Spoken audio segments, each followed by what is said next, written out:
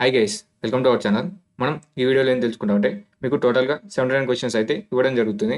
ఇవి మోస్ట్ ఫ్రీక్వెంట్గా ఇంటర్వ్యూస్లో అడిగే క్వశ్చన్స్ అనమాట. ఓకేనా. మనం ప్రీవియస్గా నేర్చుకున్న టాపిక్స్ మీదనే క్వశ్చన్స్ అయితే ఉండడం జరుగుతుంది. మనం program with Python, variables and data types, అలాగే సీక్వెన్స్ ఆఫ్ ఇన్స్ట్రక్షన్స్ ఇవన్నీ ఈ టాపిక్స్ అనేవి మనం 3 వీడియోస్లో అయితే కంప్లీట్ చేసుకోవడం జరిగింది. డే 3, డే 4, డే 5లో అయితే కంప్లీట్ చేసుకున్నాం. ఈ 3 వీడియోస్ చూసినట్టయితే ఈ 3 కోడింగ్ ప్రాక్టీస్ అయితే చేయొచ్చు అనమాట. ఒక్కో దాంట్లో 2 క్వశ్చన్స్ అయితే ఉండడం జరిగింది. అలాగే మనం డే 6లో అయితే ఇన్పుట్ అండ్ అవుట్పుట్ బేసిక్స్ గురించి అయితే ఎక్స్ప్లెయిన్ చేసుకోవడం జరిగింది. మీరు ఈ వీడియో చూసినట్టయితే మనం టోటల్గా కోడింగ్ ప్రాక్టీస్ ఏలో 10, అలాగే బిలో 10, అలాగే సిలో 8, అలాగే ఏలో మనం 9 అయితే ఈ కోడింగ్ ప్రాక్టీస్ అయితే మీరు చేయగలుగుతారు అనమాట. ఓకేనా. అలాగే మీరు డే 7 చూసినట్టయితే టైప్ కన్వర్షన్స్ ఈ వీడియో చూసినట్టయితే మనం ఈ 4 కోడింగ్ ప్రాక్టీస్ అయితే చేయగలుగుతారు అనమాట. టోటల్గా మనకి 79 క్వశ్చన్స్ అయితే ఇవ్వడం జరిగింది. మీరు ఈ క్వశ్చన్స్ అనేవి కరెక్ట్గా చేయగలిగితే మళ్ళీ మీరు ఇంటర్వ్యూకి ప్రిపేర్ కావాల్సిన అవసరం లేదనమాట. ఓకేనా. మనం బిఫోర్ గోయింగ్ టు ఫర్దర్ మన యూట్యూబ్ ఛానల్కి వెళ్ళినట్టయితే మీరు మన ఛానల్ కొత్తగా చూసినట్టయితే మనం ఆల్రెడీ HTML, CSS అలాగే బూస్టప్ అయితే కంప్లీట్ చేసుకోవడం జరిగింది. మీరు ఒకసారి ఆ వీడియో చూడకుంటే ఒకసారి ఆ వీడియోస్ అయితే చూడండి అనమాట. మనం అందులో ఒక మైనర్ ప్రాజెక్ట్ కూడా చేయడం జరిగింది.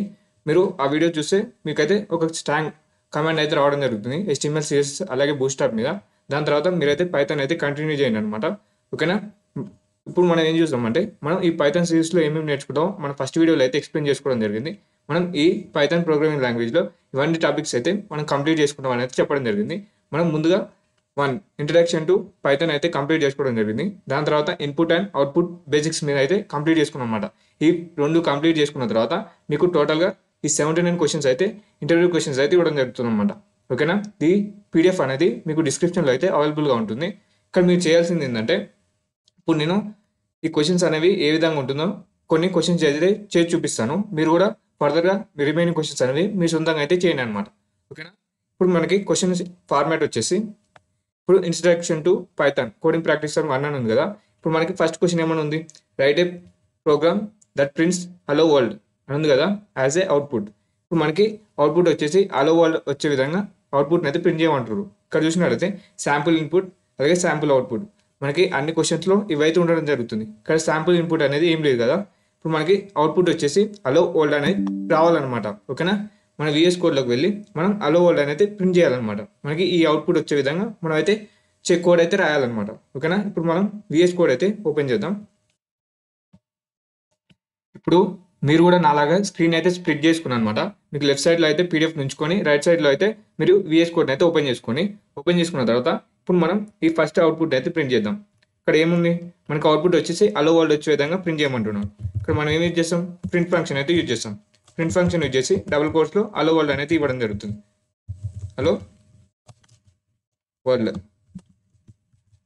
ఇచ్చి మనం రన్ చేసినట్టయితే మనకి అవుట్పుట్ అయితే రావాలన్నమాట హలో వరల్డ్ అని. Hello world. ఓకేనా. ఇప్పుడైతే రన్ చేయండి. రన్ చేసినట్టయితే మనకి టర్మినల్లో అయితే అవుట్పుట్ అయితే రావడం జరుగుతుంది అనమాట. ఓకేనా. ఇక్కడ చూసారా హలో వరల్డ్ అనేది రావడం జరిగింది. ఇక్కడ మీకు అవుట్పుట్ అనేది కరెక్ట్ రాంగ్ అని ఎలా తెలుస్తుంది అంటే మీకు ఈ అవుట్పుట్లో ఏ విధంగా ఉందో అదైతే తెచ్చుకోవాలన్నమాట. ఓకేనా. ఇది ఒక టైపు. మనకి ముందుకు వెళ్తామంటే మీకు ఎక్స్ప్లెనేషన్ కూడా ఉండడం జరుగుతుంది అనమాట. ఓకేనా. ఇప్పుడు నేను చూపిస్తాను లాంగ్ స్క్రీన్లో. ఇప్పుడు మీకు పక్కన ఎక్స్ప్లెనేషన్ కూడా ఉండడం జరుగుతుంది. ఇప్పుడు ఫర్ ఎగ్జాంపుల్ ఇక్కడ చూసినట్టయితే ఇప్పుడు ఈ క్వశ్చన్ చూసినట్టయితే ఇక్కడ ఏమన్నాడు, write a program that reads a word and print the word and Ashes.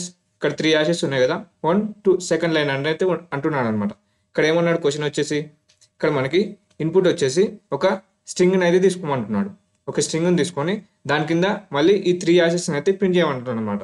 ఓకేనా. ఇక్కడ ఎక్స్ప్లెనేషన్ ఉంది కదా, ముందుగా ఒక ఆల్జీబ్రా అనే స్ట్రింగ్ని అయితే తీసుకోండి, ఇన్పుట్ కింద అయితే తీసుకొని దాన్ని అయితే ప్రింట్ చేయమంటున్నాడు. ప్రింట్ చేసిన తర్వాత దాని కింద 3 యాషెస్ అయితే ప్రింట్ చేయమంటున్నాడు. ఓకేనా. ఇక్కడ మనకి ఎక్స్ప్లెనేషన్ ఏముంది, శాంపుల్ ఇన్పుట్. మీరు ఒక ఇన్పుట్ని అయితే తీసుకోవాలన్నమాట. ఇన్పుట్ వచ్చేసి ఆల్జీబ్రా అనేది తీసుకోండి. దీని తర్వాత మనకు అవుట్పుట్ ఏ విధంగా రమ్మంటున్నాడు, మనకి అవుట్పుట్ వచ్చేసి ఆల్జీబ్రా 3 యాషెస్ అయితే రావాలన్నమాట. ఓకేనా. ఇప్పుడు మనం దీన్ని కూడా మన VS కోడ్లో అయితే చూద్దాం అనమాట.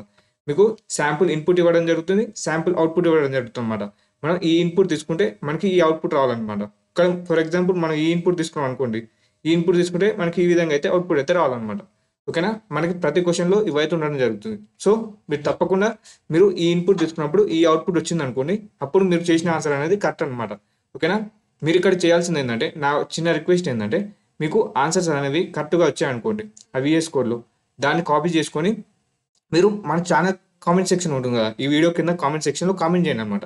ఎందుకంటే మీకు కొంతమందికి డౌట్స్ ఉంటాయి కొన్ని క్వశ్చన్స్, మీరు పెట్టిన ఆన్సర్స్ చూసారు అనుకోండి, వాళ్ళకి క్లారిఫై అవుతుంది అనమాట. సో మీరు చేసిన ఆన్సర్స్ అనేవి మీరు మన కామెంట్ సెక్షన్లో అయితే తప్పకుండా అయితే కామెంట్ చేయండి అనమాట. ఇది నా చిన్న రిక్వెస్ట్, ఓకేనా. ఇప్పుడు మనం మళ్ళీ మన విఎస్ కోడ్కి వెళ్ళి ఈ ఒక్క క్వశ్చన్ అయితే మీకు అయితే చేసి చూపిస్తాను. మీ రిమైన్ క్వశ్చన్స్ అనేవి మీరైతే చేయండి అనమాట. ఏమైనా డౌట్స్ ఉంటే కామెంట్ చేయండి. ఏ విధంగా కామెంట్ చేస్తారంటే, ఇక్కడ మీకు పీడిఎఫ్లో చూపిస్తాను చూడండి. ఇక్కడ మీరు ఏమైనా కామెంట్ చేస్తారంటే, ఇక్కడ మీకు ఇందులో కోడింగ్ ప్రాక్టీస్ 1Aలో సెకండ్ క్వశ్చన్ మీకు డౌట్ ఉంది అనుకోండి, మీరు ఏమని పెడతారంటే coding practice 1A second question అని అయితే పెట్టాను అనమాట. మీకు ఏం ప్రాబ్లం ఉందో ఆ ప్రాబ్లమ్ అయితే కామెంట్ చేయను అనమాట. ఇప్పుడు నేను మ్యాక్సిమం నేనైతే కామెంట్ని అయితే వెంటనే చూసి అయితే రిప్లై ఇస్తాను, ఓకేనా. మీరు చేసిన ఆన్సర్స్ అనేవి మీరు తప్పకుండా అయితే కామెంట్ సెక్షన్లో అయితే పెట్టండి అనమాట, ఓకేనా. ఫర్దర్గా మన వ్యూవర్స్కి అయితే మన సబ్స్క్రైబర్స్కి అయితే హెల్ప్ఫుల్ అవుతుంది అనమాట, ఓకేనా.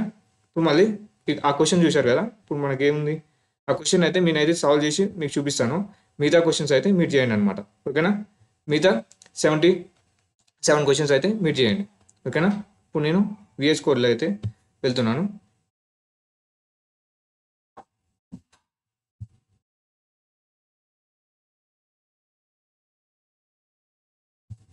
ఓకేనా.